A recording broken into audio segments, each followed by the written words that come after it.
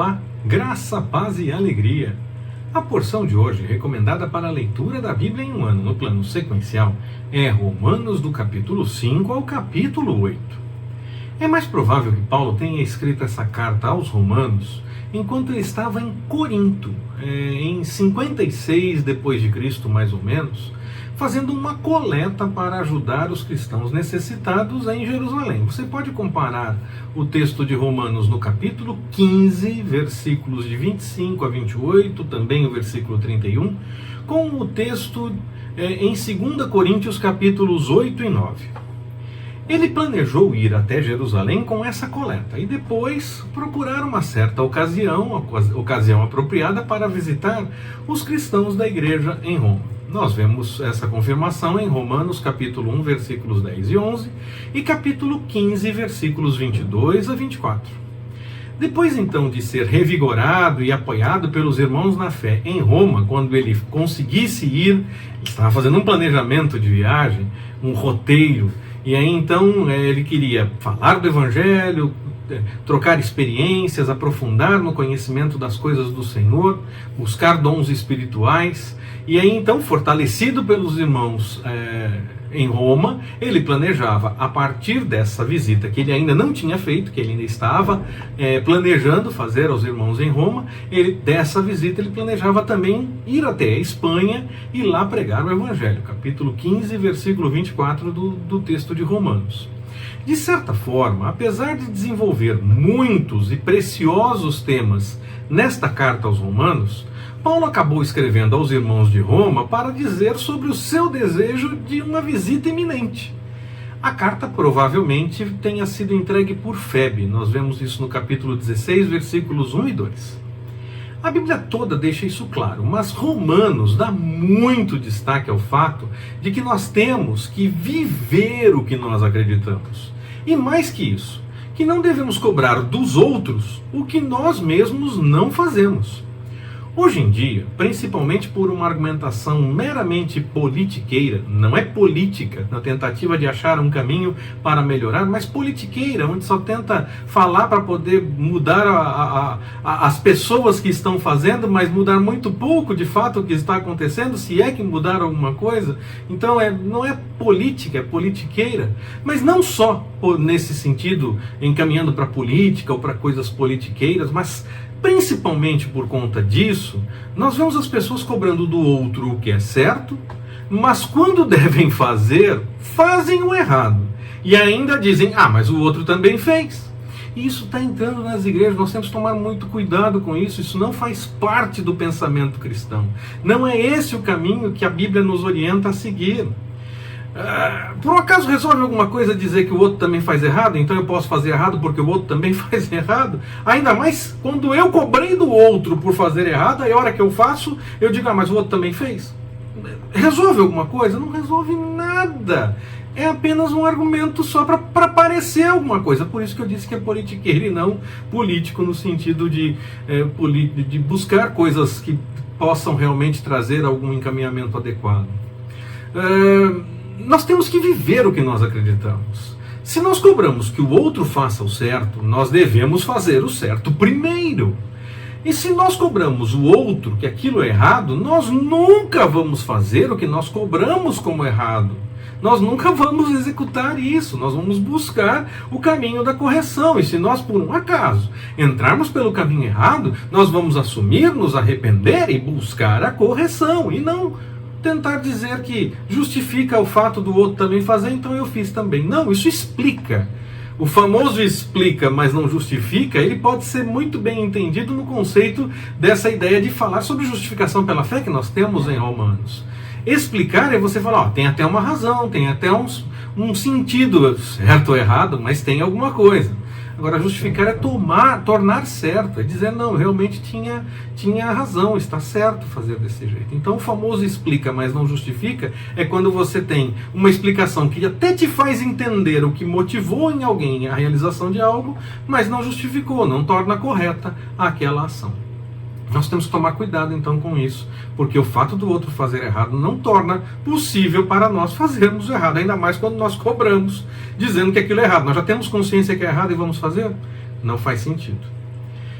Muito se fala também a respeito da forma de batismo e quanta água deva ser utilizada nesse ato de testemunho da fé. Muitas vezes por conta da analogia de Paulo mesmo, que faz com que entendamos que o batismo serve então para que sejamos sepultados com Cristo, e no entendimento de ser justificados pela fé, nós estaríamos renascendo ao sair das águas.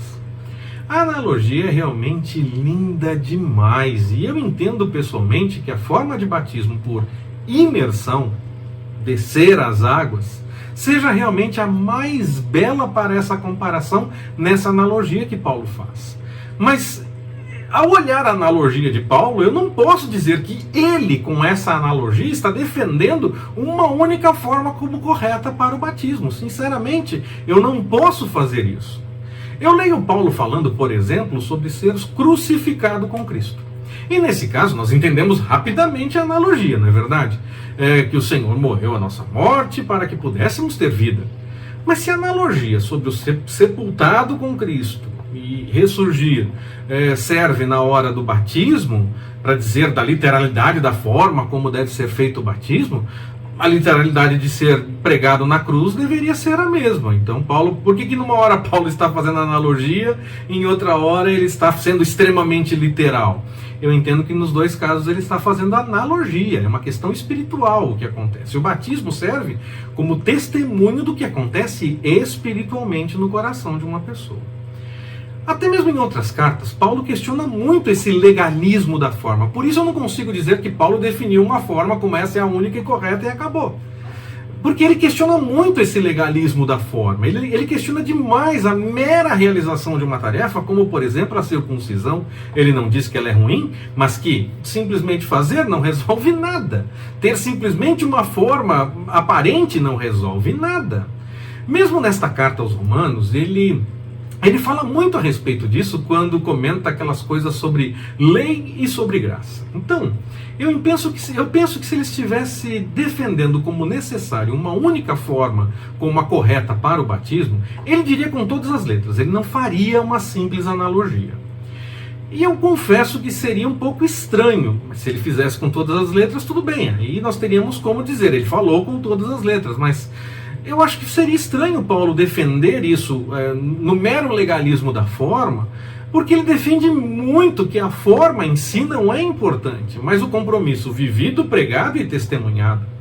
Parece que as pessoas hoje em dia ficam como Pedro, no momento em que Jesus diz que é necessário lavar o pé, e Pedro diz, não, que isso, não vai fazer isso não, se eu não fizer não tem parte comigo então, Pedro. Jesus responde, e aí, então faz tudo, põe bastante água aí então, quero mostrar bastante água. E Jesus fala, não, quem já foi lavado espiritualmente falando, é só o pé que precisa ser lavado, só um pouquinho, é só um ajuste, uma correção, você já entendeu muita coisa da mensagem, você tem ainda ajustes a fazer porque você ainda está na condição humana. Pelo menos eu entendo dessa forma toda essa questão, inclusive fazendo a comparação com esse lava-pés.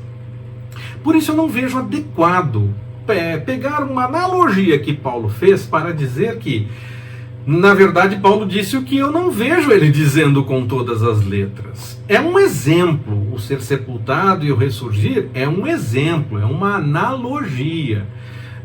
Ou os outros exemplos, as outras analogias, tudo que Paulo cita nesse sentido, deveria também ser tido como literal e não apenas como exemplo, como analogia. Mas eu quero insistir mais uma vez. Eu entendo sim que a forma de batismo por imersão é a que deixa mais bonita essa representação.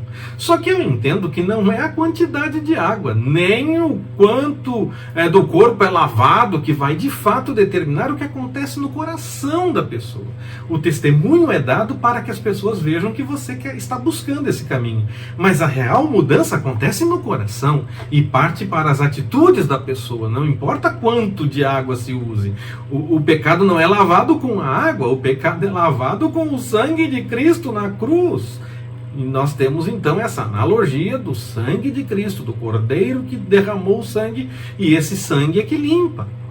Não é a quantidade de água. O testemunho do batismo é para mostrar aos outros que você está indo por esse caminho. Então, a mudança realmente acontece no coração daquele que se arrepende e confia realmente no Senhor para a salvação. Não é a quantidade de água que resolve isso. É realmente um coração contrito e quebrantado na presença do Senhor. Ainda na porção de hoje, Paulo continua falando, como começou na porção anterior, a respeito de justificação pela fé. Ele segue comentando sobre a nossa condição de pecadores e afastados do Senhor. O sacrifício de Cristo ele é suficiente para a nossa reconciliação com o Pai. O pecado entra na humanidade por conta da desobediência de Adão em relação ao fruto proibido. A lei, então, aponta para o acerto e para a busca do ser humano em aceitar e realizar a vontade do Senhor. Mas em Cristo, passamos a ter vida completa diante do Pai. Observar a lei nunca será tido como errado, pois a sua observância aponta para o testemunho de quem se preocupa com observar e buscar viver a vontade do Senhor. Mas Jesus cumpriu a lei e nos alcança por graça. A lei não é ruim, mas o ser humano tende naturalmente para o erro e para o pecado. Nós corremos o risco de não conseguir observar todas as coisas da lei, mas por graça somos alcançados em Jesus.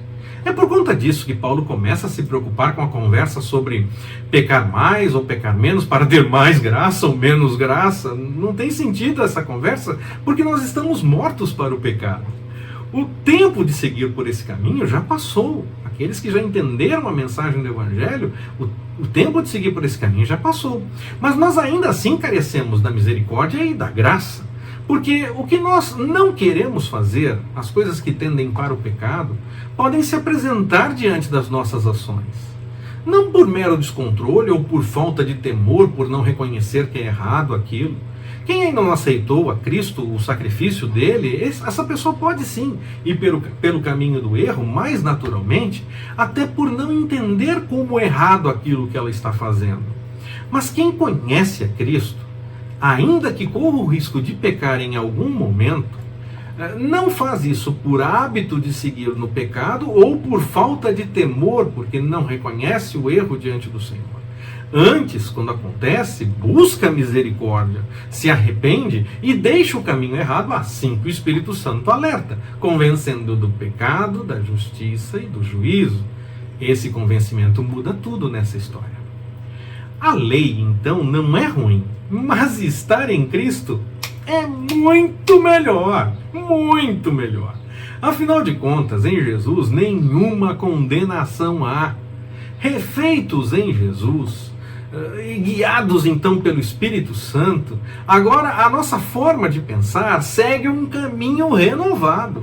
A nossa mente está agora voltada para as coisas do Espírito, que nos conduz para a vida e paz, para fugirmos do caminho do pecado. E quando acontece, porque ainda estamos neste corpo que pode se corromper, que é corruptível ainda, nós ouvimos mais uma vez o chamado do Senhor e nos acertamos diante daquele erro, buscando fazer a vontade do Senhor. Agora, como filhos de Deus, temos a confiança de que nenhuma condenação há para as pessoas que creem, e nada pode nos separar do amor do Senhor.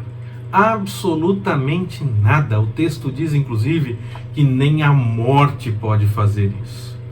Em Jesus, nós somos verdadeiramente mais que vencedores.